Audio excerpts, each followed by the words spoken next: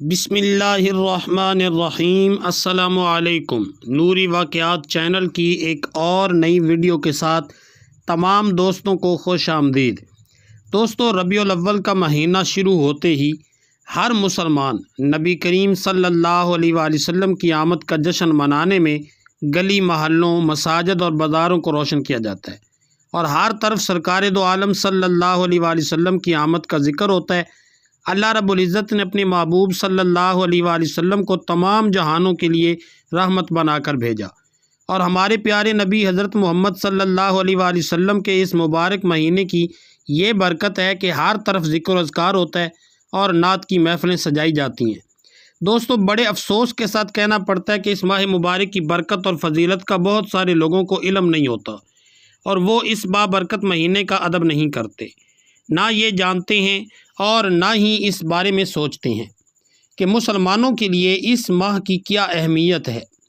آج کی ویڈیو میں ہم ایسے لوگوں کے بارے میں بات کریں گے جو اس ماہ مقدس میں بھی گانے بجانے کی محفلیں سجاتے ہیں اور بلا ضرورت خرید و فروخت کے لیے بازاروں کا رخ کرتے ہیں۔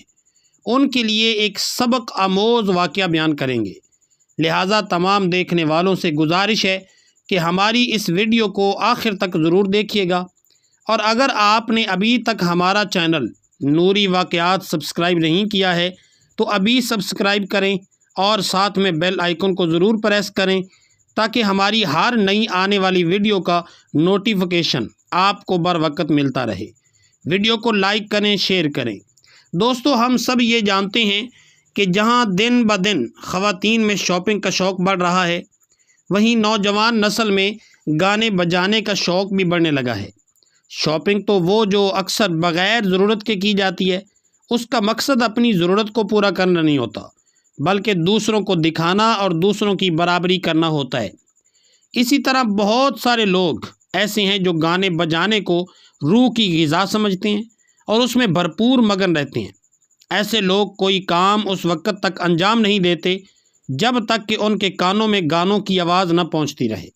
دوستو، آج ایسی خواتین بہت نایاب ہیں جو یہ کہیں کہ انہیں شاپنگ کا شوق نہیں ہے، اور اسی طرح ایسے نوجوان بھی نایاب ہیں جو یہ کہیں کہ انہیں گانے بجانے اور گانے سننے کا شوق نہیں ہے۔ آج ہم یہ بھی دیکھتے ہیں کہ نوجوان نسل اپنے کانوں میں ایئر فونز لگا کر طرح طرح کے گانے سن رہے ہوتے ہیں۔ ان گانوں کو سننے والوں کے ہونٹ بھی تھر تھرا رہے ہوتے ہیں، اور اگر کوئی نوجوان گانے میں زیادہ مگن ہو جائے تو اس کا جسم بھی جھومنے لگتا ہے، اس بات سے بے خبر کہ اس کے سامنے کون ہے اور وہ کہاں ہے۔ یہی وجہ ہے کہ آئے روز ہم سڑک پر ایکسیڈنٹ کے متعلق سنتے رہتے ہیں۔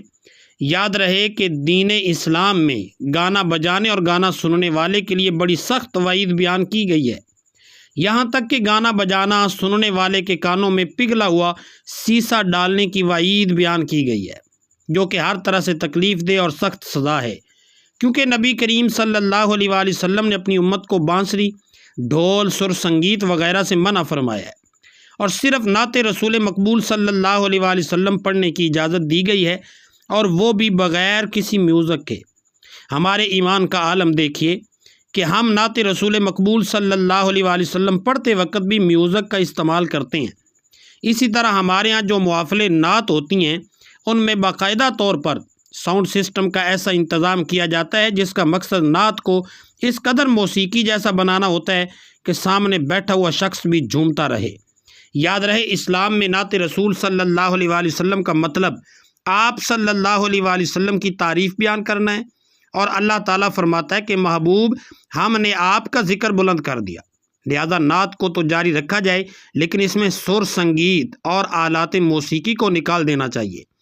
اب دوستو، اگر اس عورت کی بات کی جائے جو بلا وجہ شاپنگ کے لیے بازاروں کا رخ کرتی ہے، تو یاد رہے کہ عورت کو چاہیے کہ جب گھر سے نکلے تو اپنے جسم کو اچھی طرح سے ڈھانپ کر نکلے، اور اچھے برقعے کا استعمال کرے جس سے اس کا جسم نمایاں نہ ہو، کیونکہ آج کل جس طرح کا برقع استعمال کیا جاتا ہے اس کے ذریعے جسم کو ڈھانپنے کی بجائے جسم کے اعضاء مزید نمایاں ہو جاتے ہیں۔ ہمارے آس پاس تنگ لباس، کھلے گلے اور چھوٹی قمیض کا رواج بہت عام ہو چکا ہے، جبکہ دین اسلام میں اس طرح کے لباس کی ہرگز اجازت نہیں ہے۔ یاد رہے کہ مردوں کی بے راہ روی کی ایک بڑی وجہ عورت کا تنگ اور باریک لباس ہے، جبکہ دین اسلام کا یہ کہنا ہے کہ عورت جتنی گھر کے اندر رہے گی اتنا ہی اللہ کے قریب ہوگی۔ اصل واقعہ، ایک عورت جو شاپنگ کے لیے بازار گئی تھی، وہ ابھی اپنی گلی سے نکل کر باہر مین روڈ پر آئی ہی تھی کہ پیچھے سے ایک رکشے والا آتا ہے اور اس سے کہتا ہے کہ آپ نے بازار جانا ہے۔ وہ عورت اس شخص کو دیکھتی ہے اور سوچتی ہے کہ دیکھنے میں تو یہ شخص اچھا لگتا ہے۔ یہ سوچتے ہوئے اس کو اشارہ کر کے کہتی ہے کہ جی ہاں، میں نے بازار جانا ہے۔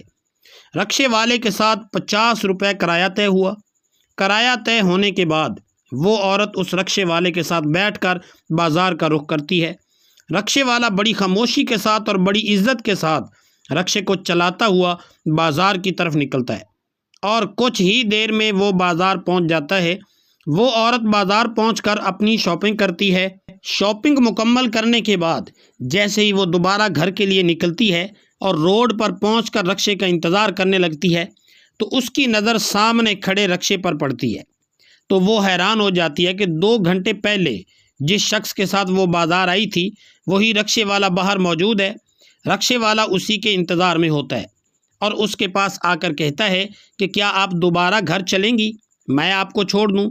وہ عورت سوچتی ہے کہ چلو ٹھیک ہے، پہلے بھی اس کے ساتھ سفر کیا ہے، اچھا ہے اسی کے ساتھ واپس گھر چلی جاتی ہوں۔ وہ کہتی ہے جی ہاں، میں نے واپس گھر جانا ہے۔ رکشے والا اس عورت کو بٹھا کر بازار کی گلیوں سے نکلتا ہوا مین روڈ پر آ جاتا ہے۔ سفر طے کرتے کرتے اچانک رکشہ ایک سنسان علاقے کی جانب مڑ جاتا ہے۔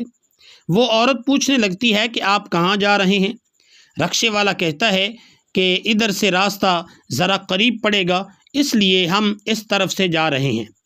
عورت کو چونکہ اعتماد ہوتا ہے کیونکہ وہ پہلے بھی اس کے ساتھ سفر کر کے آئی تھی، اس لیے وہ خاموشی سے بیٹھی رہتی ہے، لیکن اسے اندازہ نہیں تھا کہ کچھ ہی دیر میں اس کے ساتھ کیا ہونے والا ہے۔ کچھ دیر بعد رکشہ رکا اور رکشے والے نے کہا کہ رکشہ خراب ہو گیا ہے، میں کسی ورکشاپ والے کا بندوبست کرتا ہوں، آپ انتظار کیجیے۔ لیکن اتنی ہی دیر میں ایک بڑی سی گاڑی وہاں پر پہنچتی ہے جس میں 3-4 لوگ ہوتے ہیں۔ وہ اس عورت کو گھیر لیتے ہیں، اس سے اس کے زیورات، نقدی وغیرہ چھین لیتے ہیں اور اس کی عزت پر حملہ کر کے وہاں سے فرار ہو جاتے ہیں۔ وہ عورت دیکھتی ہے کہ اسی دوران وہاں پر نہ تو رکشہ موجود ہے اور نہ ہی رکشے والا موجود ہے۔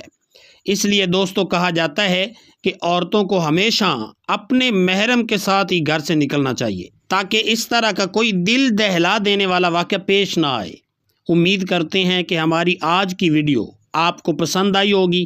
اس ویڈیو کو لائک کریں، شیئر کریں اور کامنٹ باکس میں اپنی رائے کا اظہار ضرور کریں۔ مجھے اگلی ویڈیو تک کے لیے اجازت دیجیے۔ اللہ حافظ۔